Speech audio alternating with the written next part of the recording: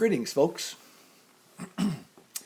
Although this video was originally done in 2014 because I had a fair number of students ditch class to go watch Poly's girls varsity tennis team play a CIF championship match, which they won. And because they weren't in class, they missed what we talked about that day, which was a pretty sophisticated collision problem. I'm keeping it in the mix because it's actually a really good problem. It's fairly sophisticated. It's got energy involved. There's momentum involved. In any case, it's something that you ought to be able to deal with. So enjoy. So the setup. We have mass M2 here, which is sitting stationary on a frictionless surface. Attached rigidly to it is this spring. We know what the spring constant is. M1 is moving with velocity V1 toward the spring. The surface between M1 and M2 is frictionless. When M1 hits the spring, it will begin to depress it. That will apply a force to M1, which will slow it. M1 will apply a force to the spring, and hence M2, which will accelerate it. The two will continue this little dance until they're both moving with the same speed, at which time the spring will be fully depressed. At that point, the spring will go kabwang, and M1 will go off in this direction, and M2 will be accelerated in that direction. We have three questions to deal with. The first one is, what is the velocity of the two blocks together when the spring is fully depressed? The second one is, what is the maximum depression of the spring? And the third one is, what is the velocity of M1 and M2 after the spring has gone kabwang? So just to be sure you understand what's going on, I've done a little pseudo video of the motion.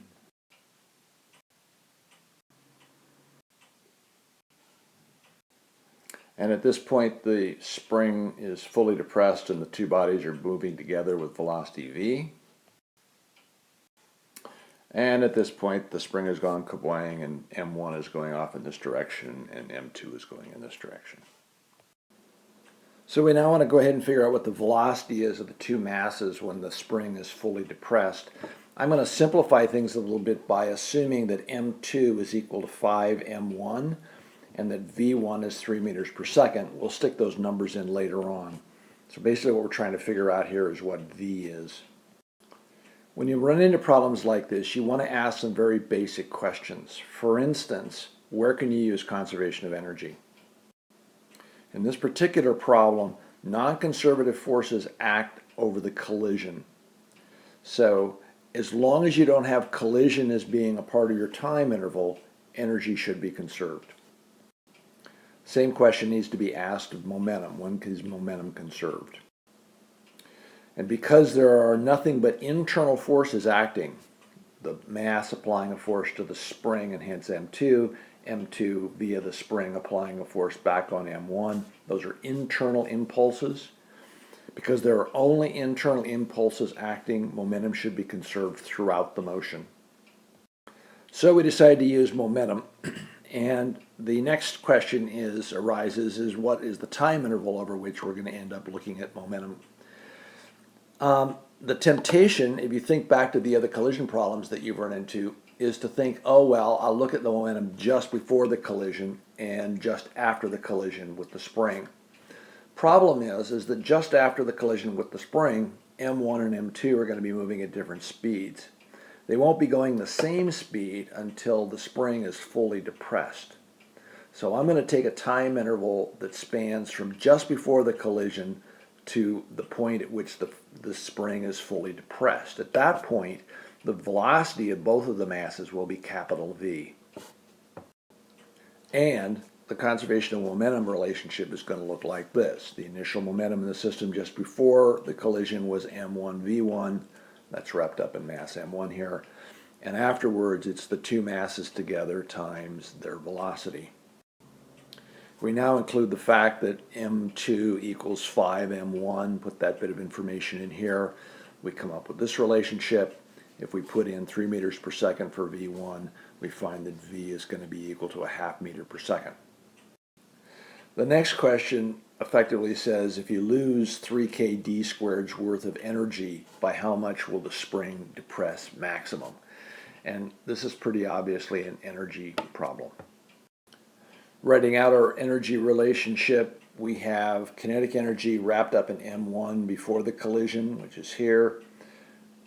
We have kinetic energy of the two bodies moving together once the spring is fully depressed. We have spring potential energy at that point, and there's a certain amount of energy lost due to the collision, which is taken care of right here. Manipulating this relationship, multiply everything by 2 to get rid of the halves, putting in the relationship for the masses, do the math. Apparently the maximum displacement is about 1.22 meters. Third question is, once the spring has gone kabwang, how fast is M1 going to be moving? How fast is M2 going to be moving? Kindly notice that I'm assuming M1 is going to be going to the left, and I'm saying that the magnitude of its velocity is V3.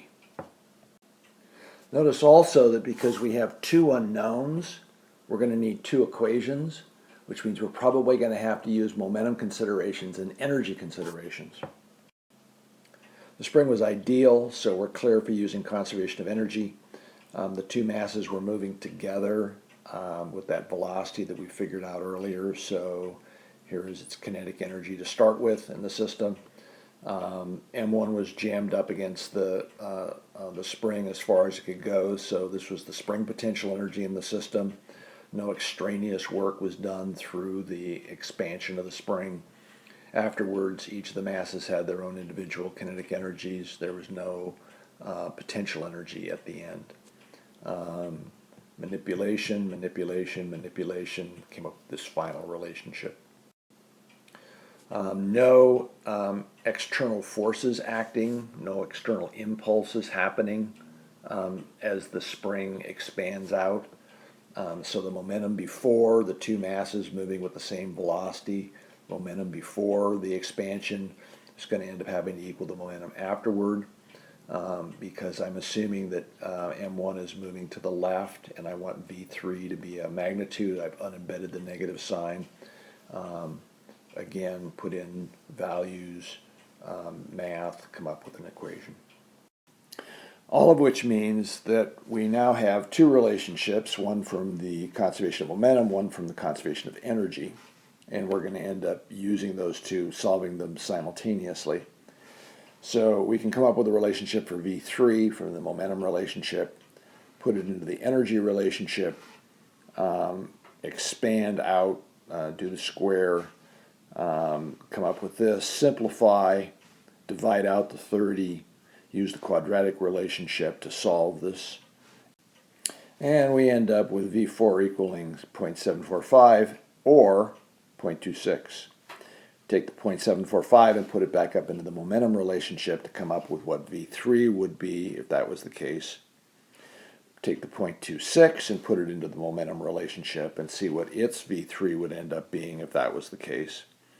Turns out between these two possible sets of solutions, this one doesn't make sense. And the reason it doesn't make sense is that this is supposed to be a magnitude V3, negative sign, not a big deal. It would just mean that in fact V3 wasn't accelerating or wasn't moving in this direction. It was really moving in this direction. I just assumed the wrong direction. Again, not a big deal, except at 1.7 meters per second for M1 and 0.26 meters per second for M2, it looks like M1 would be going faster than M2, not a real circumstance. So our solution is V4 equal to 0.745 and V3 equal to 0.725. Interesting side point. If you remember at the beginning, we said momentum should be conserved throughout the entire motion, which means we ought to be able to take the initial momentum, which was M1 V1, and put it equal to the final momentum after the spring had gone kabwang, which was minus M1 V3 plus M2 V4, and the numbers ought to come out to be the same. Momentum should have been conserved throughout. And so basically what I did was I went ahead and put all that information in here and worked it out, and lo and behold, it turned out that the momentum to start with was 3m1 and to end with was 3m1. Great jumping huzzahs, it works. And the last thing I want to point out is the fact that you don't always have to have your energy loss in terms of things like K and D. I could as easily have said that you need to assume that 2/3 of the kinetic energy was lost due to the collision.